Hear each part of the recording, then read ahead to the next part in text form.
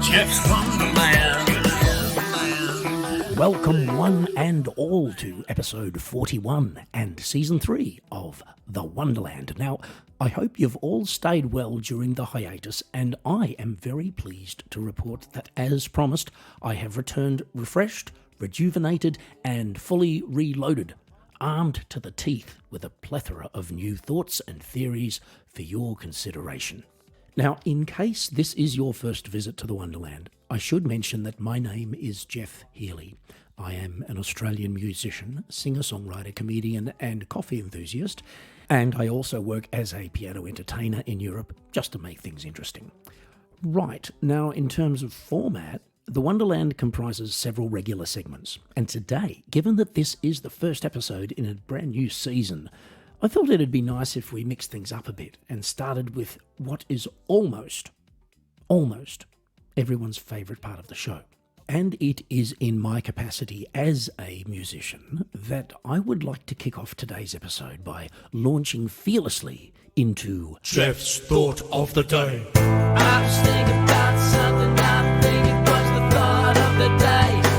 I think it was the thought of the day. And welcome to this special commemorative, official, industry-approved and limited edition of Geoff's Thought of the Day. Now, where was I? Something about your capacity as a musician. Okay. Yes, speaking in my capacity as a professional performing musician, I hereby declare that musicians need cables. And so does everybody else. Confused?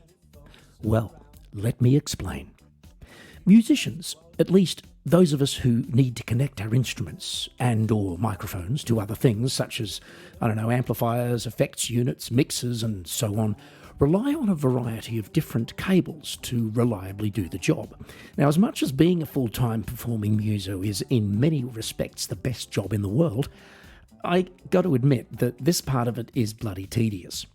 And I do think there'd be very few professional performers out there who would disagree with me on this, with the possible exception of famous ones who can afford roadies, etc., etc.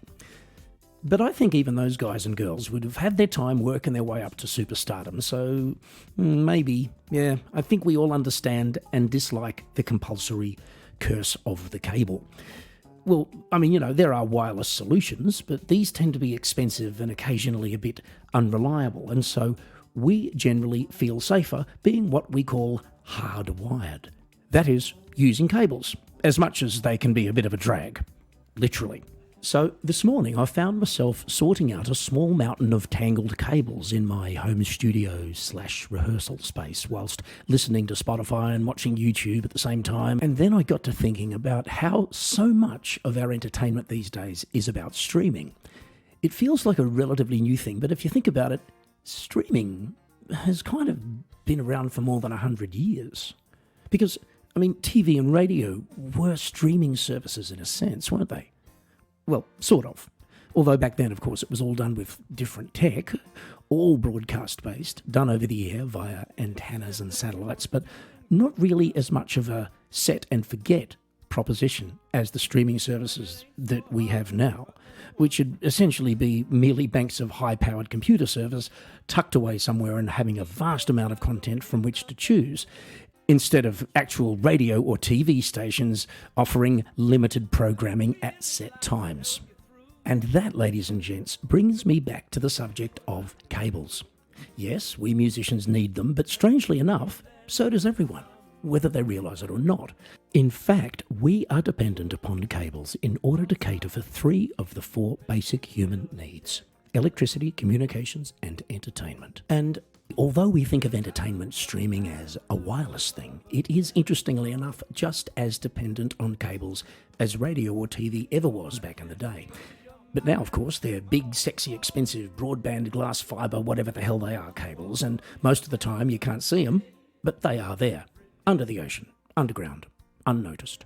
And, of course, thanks to these cables, what's different now is that we've got more choice and more quality, and we can stream pretty much anything except for physical objects, obviously, like food, which would be awesome. Anyway, look, the point is there are more choices of where and how we can watch whatever is out there to see, as well as more choice in the amount of content available and in potentially better quality. That is, if you're prepared to spend even more money on better cables at home. And so the next time somebody tries to tell you about the things in life that are really important, you can stun them by agreeing with them and then cleverly remind them that everything worthwhile comes at a price, as in a price per meter. I think it was the thought of the day. Yes, that was my thought of the day. And further on the subject of entertainment, we here at the Wonderland pride ourselves in being innovative, on the cutting edge, and unafraid of changing things up on the show in case an idea comes up which seems that it might be a pretty good one and which might get us, 3 more listeners without losing 700. And I suppose time will tell with that one. Anyway, I would now like to introduce just such an innovation. And this is the very first in a brand new series of occasional segments to be brought in to the Wonderland on an every now and then basis. Just to keep all of you Wonderlanders on your toes out there in listening land. And because I reckon that everybody likes a surprise, especially if it's free and doesn't involve actual physical pain or unwanted vegetables. But as I've always said, there's only one way to find out for sure. And so, ladies and gentlemen, boys and girls, I now present to you the very first and self-explanatory edition of Good Times with Big Geoff and Little Kev. Good Times with Big Geoff and Little Kev. I would like to welcome you, Kevin, to the very first instalment of Good Times, of which you are an integral part. Well, thank you very much. It's great to be here, Geoff. Thanks. Well, thanks for joining me, Kevin, and all the listeners out there, of course. And by way of explanation, folks, Kevin is Canadian. Yes. He was born in America, but we won't hold that against him at this point. Appreciate that. Thanks. He now lives in Austria, however, which is not that far from here, is it? I mean, because I live in Germany, and it's just over the border and a bit of a hop and skip and jump. Well, it's far, but not too far. I mean, I can't run here, so. No, even though I'd like him to try sometime. Well, I could try it, Geoff. It'd take a long time, though. Oh, I'd enjoy that, if it took a long time. Anyway, so, yes, we've been, he's been my friend and musical colleague for about 30 years. I'm kind of more of a musical colleague, sorry. Yeah, that's true. So anyway, look, we do go back a ways, lots of water under the bridge, lots of good times, great days, stories to tell, Lake of Zurich, others, many of which we'll never be sharing with anybody. Might be better. Anyway, look, as this is the first instalment of the segment, we will basically introduce you, Kev, and break down a few of the truths and myths surrounding your current existence on planet Earth. Did you say myths? No, I said myths. Myths.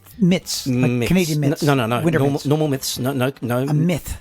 A myth. I didn't know it was mythical. Go ahead. Myth and mythter. Go ahead. Myth. Mythter, Kevin. Myth. Right, anyway, so first of all, perhaps, Kevin, we should start with your name. Now, why do they call you Little Kev? I didn't know they Who's calling me Little Kev? Well, I do. And for how long? Look, I think I can answer that question quite easily, so allow me to step in for a moment, Kev, if you don't mind. You see, folks, the thing is, Kev is shorter than me. Oh, thanks. No, well, he's not. No, you're not little, though. No, you wouldn't accidentally, not see him or step on him or mistake him for a dwarf. Okay. Well, that's handy. Well, it's good to know. I think from your point of view, you can walk down the street confident that you won't be stood on. Yeah, well, and it's a thing. Take that to heart in the most positive way, Kev. Yeah. No, the thing is, I mean, for that matter, I'm not really big. Does that make you feel better? Not going to touch that one. No, don't go neither. No. But because there is this height differential between us, it is one of the many opportunities I have to make myself feel superior. Well, but can I point out that you're actually sitting higher than me? That was a very deliberate move. I did it to make you feel comfortable, Kev. Uncomfortable or comfortable? Either. Take your pick. Okay, good. Okay, it's all good. And so you've sometimes got to make allowances for your friends, and I make allowances for my friends and also for Kevin sometimes too. In any case, look, you wouldn't stand on him, and I have to basically point out that I have not a lot of hair on my head. I've noticed that, Geoff. However, Kevin has even less than me. However, I was instrumental in removing your hair many years ago, if you remember. On my head? Yes. Yes, Good. on your head. Let's Kev. leave it there. Oh, yeah, let's leave it there. Well, we didn't leave it there, did we? We No, cut we it off. didn't. We left it on the floor. It wasn't left, and it's Yeah. never returned. Correct. I wonder why. Yes, it escaped and has never made its way back. And your real name is Kevin McDonald, am I correct? It is correct, sir. Okay, but nowadays you go by the name of Kevin Owen, which is not a deed poll name change by any means, is it? Did you say Deadpool? No, deed poll. Deadpool is a no, movie. Yeah, but deed poll is... Maybe you can. Okay, You know what? well- What does it mean? Well, okay, deed poll. All right. A pole, like you stick it in the ground outside your house, and you like a pole, Yeah. flagpole. And then you have a deed, which is something that says that you own a place, and you stick it to the pole. Wait. You mean it's a deed, like an ownership? Yeah, So it's a well- deed, like a deed to a house. Well, it's a deed poll. You put the deed on the pole, and it's called a deed poll. I'll just accept that. Yeah, please do. And you put your name on it, whatever your name happens to be, and that's how it works, folks. So, in any case, it's, in your case, more of an artist name, isn't Yes. it? Yes, it is. Yes, because like me, you are a singer, songwriter, and piano entertainer. Indeed, I am. So, in order to give me an opportunity to make you look foolish, can you tell us why that came about? Well, yeah. I mean, people were misspelling my name, McDonald. They laughed when I said my last name was McDonald, as if I owned the burger joint, which wouldn't be a bad thing. I'd be richer than I am today. But yeah, I tried to shorten it, and in fact, when I look at it now, it was ecologically the right thing to do because I'm saving ink. Well, why couldn't you have called yourself something economical like Kevin Pork? I don't know, because Kevin Bacon was already taken. That was pretty good. That was very, very good, Kevin. Thank you very much. Ladies and gentlemen, Kevin Thank you very Owen much. McDonald Thank you. Pork. Is there any applause here? No, not that we can hear, but... Okay. Anyway, Kevin, do you realise that there are now more artists on Spotify called Kevin Owen than there are on Spotify named Kevin McDonald? No. Did you search that? I did. Yep. Yeah, I did. So would you see this change of name as perhaps a failed experiment in brand identification? I never really thought about it before. But And if I, we're out of time, and of course we'll don't I be... get to answer the question? No. Good times with Big Geoff. Little Kev. And that's it for the inaugural edition of Good Times with Big Geoff and Little Kev. And I'd like to sincerely thank my sometime partner in crime, Kevin Owen or MacDonald. Had a farm. No, I'm sorry, that was disrespectful. Kevin, I apologise to you unreservedly. His name is Kevin Owen MacDonald. Okay, so it's not even like McDonald's, the burger joint that he referred to, because that would be McDonald, okay? Kevin's is MacDonald. So, folks, get it right. Anyway, Kev, thanks for co-hosting, and I'm sure that we will be back with more good times very soon. Unless, of course, there's an unfortunate accident.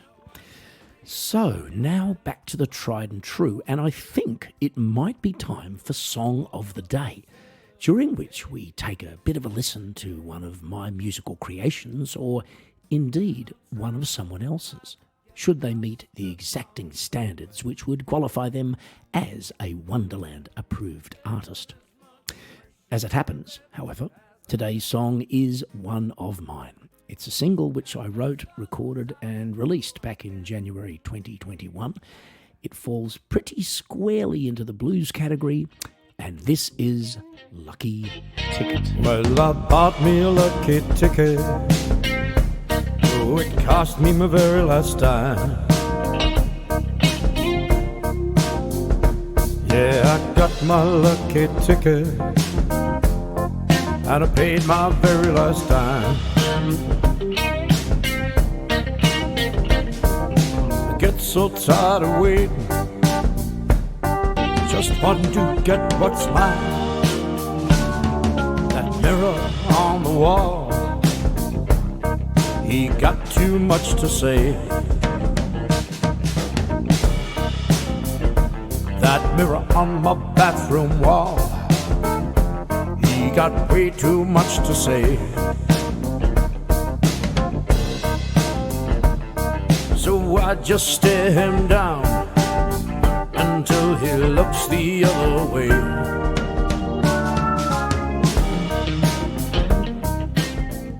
There's something about blues, about that type of music, which brings out a certain type of lyric, or that a certain type of lyric really suits. And this song is about, in my mind at least, change versus chance in life. Do we take a gamble to get things to improve, or do we change something about our situation? It's a tough choice sometimes. And I found myself in hell. Break no doubt in Jesus, and his truth has set me free. Yeah, I got a friend in Jesus, got hungry mouths to feed. So my holy lucky ticket is the only thing I need.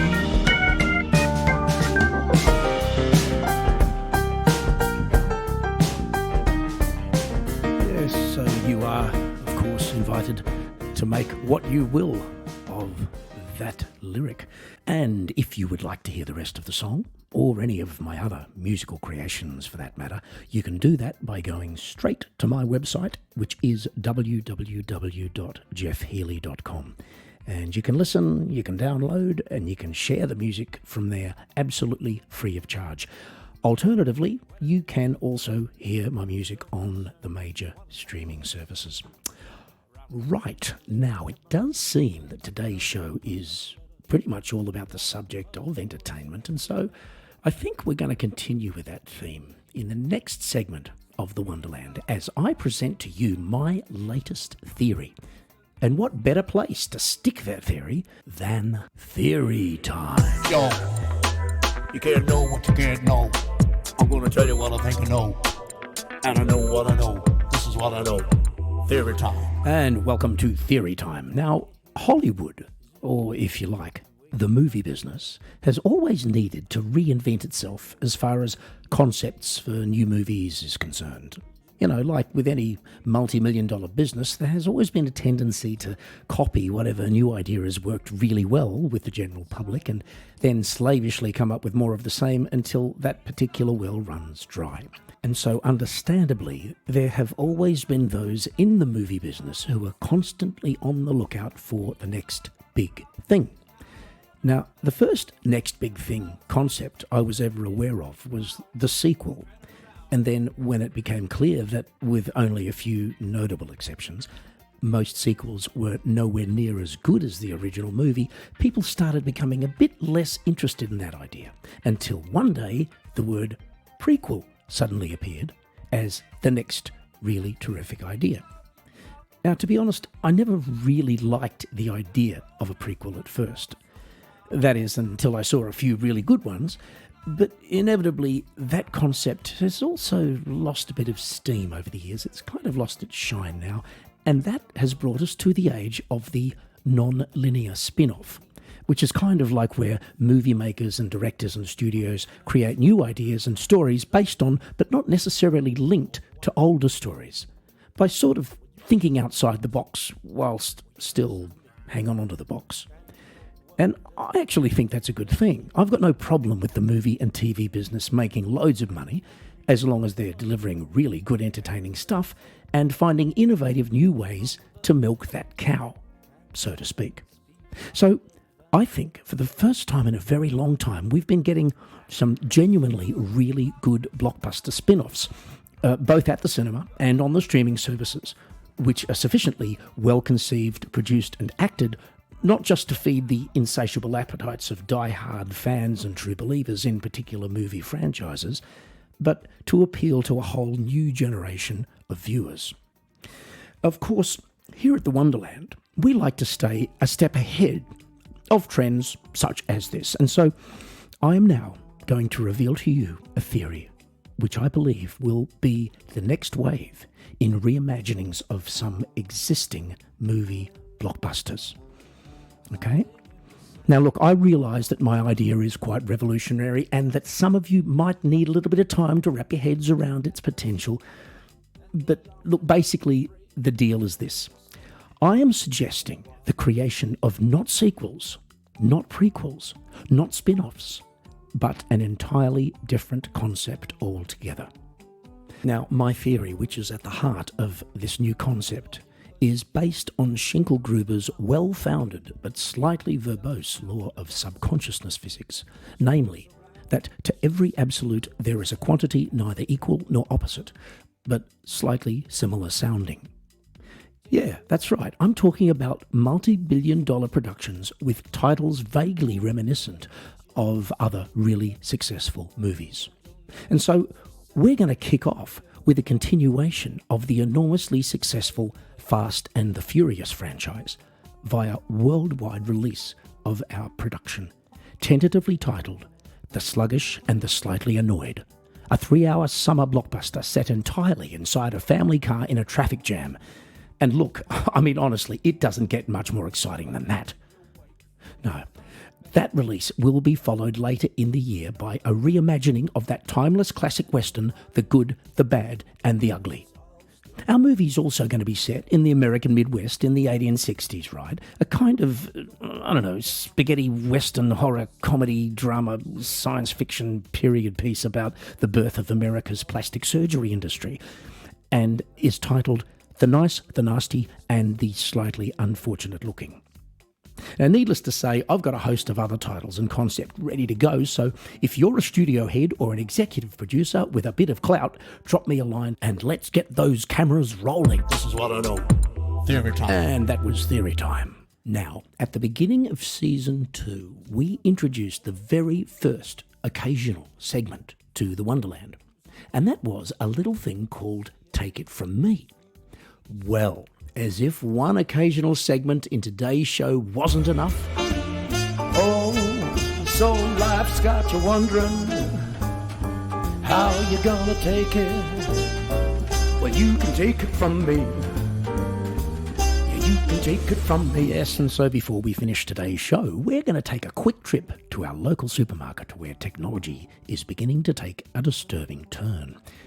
Yes, I'm talking about the growing phenomenon of self-service checkouts. Now, whilst I can see the reasons for the advent of these things, I do have a couple of concerns.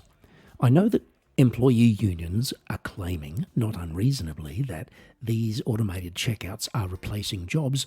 I also accept that, like any commercial enterprise, supermarkets are in the business of making money. But there are two very more important things for us all to consider. One, the last time I checked, I wasn't getting paid by the supermarket to do the job of an employee. And two, I'm pretty sure slavery has been abolished. Well, you can take it from me. Yeah, you can take it from me. Showing a bit of love to the checkout guys and girls everywhere there. And that brings us morally and ethically to the end of this week's episode of The Wonderland. I hope you've enjoyed the show. Please leave a like or a comment if you have, and if it's possible, depending on where you're listening from. And please also feel free to get in touch via my website, which is www.geoffhealy.com. And remember, folks, I will be back next Friday with a brand new episode. So until then, think special, keep yourselves nice, and join me again real soon for another breathtaking journey through the Wonderland. Gotta get back to Geoff's Wonderland. Gotta come back to the Wonderland. Geoff's Wonderland.